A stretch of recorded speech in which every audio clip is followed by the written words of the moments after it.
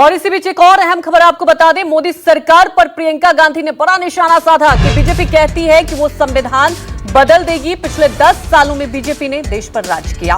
BJP लोकतंत्र को दुर्बल बनाना चाहती है। बीजेपी ने देश की जनता को कमजोर किया है। कि भाजपा के कई नेता, कई मंत्री, कई जो चुनाव के उम्मीदवार हैं, जगह जगह में जाकर कह रहे हैं कि वो संविधान को बदलना चाहते हैं। देखा है आपने, सुना है, टीवी पे देखा।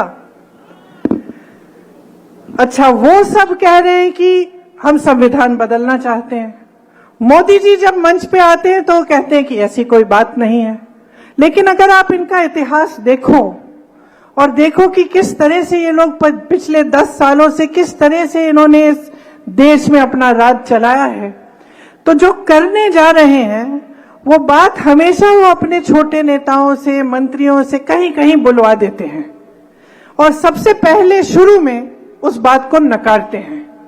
तो शुरू में क्या कहते हैं कि चलो एक उम्मीदवार से कहलवा दिया, एक मंत्री से कहलवा दिया, किसी और से कहलवा दिया और हम मना करेंगे कि भाई हम ऐसा नहीं करने जाएंगे। जैसे ही सत्ता फिर वापस आती है तो वही चीज करते हैं जिसको इन्होंने नकारा था। तो ये इनका एक पुराना सिलसिला, एक पुराना तरीका है। ये लोकतंत्र को और भी दुर्बल बनाना चाहते हैं, कि इस देश की जनता को दुर्बल बनाना चाहते हैं।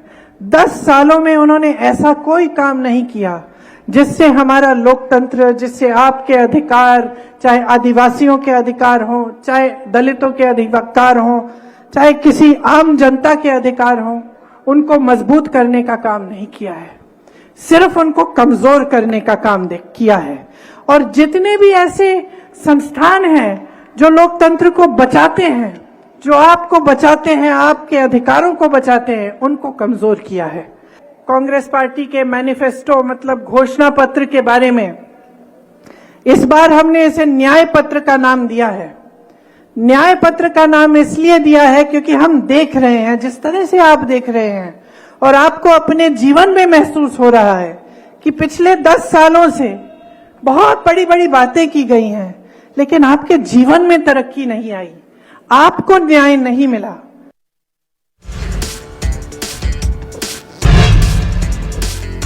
तो इसी बीच एक और बड़ी खबर आपको बता रहे, कांग्रेस सीईसी की आज दिल्ली में बड़ी बैठक हो रही है। अमेठी रायबरेली सीट पर नाम का ऐलान संभव। अमेठी से राहुल गांधी चुनाव लड़ सकते हैं, सूत्रों के हवाले से ये बड़ी खबर आ रही है। तो वहीं रायबरेली की बात की जाए तो प्रियंका गांधी चुनाव लड़ सकती हैं और रात 8 बजे कांग्रेस मुख्यालय में बैठक होगी। अहम बैठक चल रही है। रात 8 बजे कांग्रेस मुख्यालय में ये बैठक होगी और उसके बाद नाम तय हो जाएगा। हालांकि सूत्रों के हवाले से अहम खबर आ रही है कि अमेठी से राहुल गांधी चुनाव लड़ सकते हैं, तो रायबरेली की बात की जाए तो प्रियंका गांधी चुनावी मैदान में।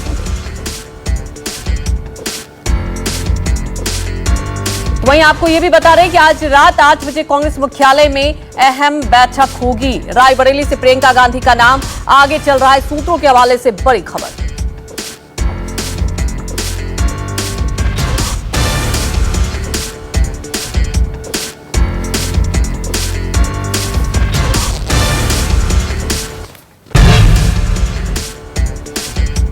वहीं हमारे साथ वरिष्ठ सहयोगी संजीव त्रिवेदी जुड़ चुके हैं फोन लाइन से। संजीव जी, नाम आगे आ रहा है राहुल गांधी, प्रियंका गांधी, और इस बार आपने देखा था कि लोकसभा चुनाव से पहले ये चर्चा हो रही थी। कितना इंपैक्ट होगा अगर ये नाम सामने आता है आज की बैठक के बाद? तो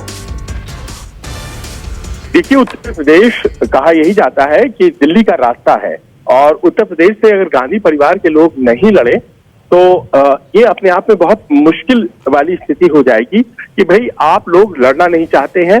उत्तर प्रदेश सबसे ज्यादा सीटों वाला राज्य है लेकिन छोड़कर भाग गए।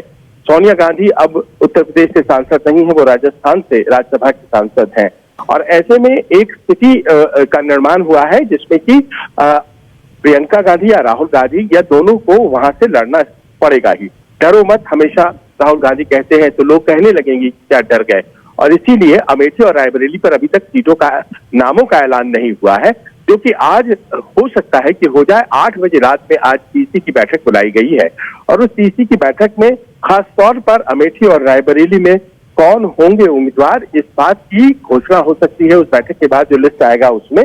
और ज्यादा उम्मीद यही है कि राहुल गांधी अमेठी से प्रत्याशी होंगे।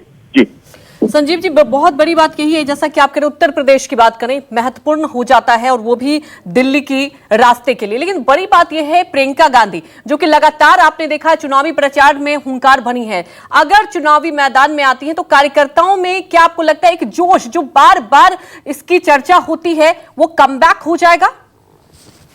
देखिए, प्रियंका गांधी आज नहीं, साल 2004 से ही लगातार राहुल गांधी के चुनाव को वो मैनेज करती है।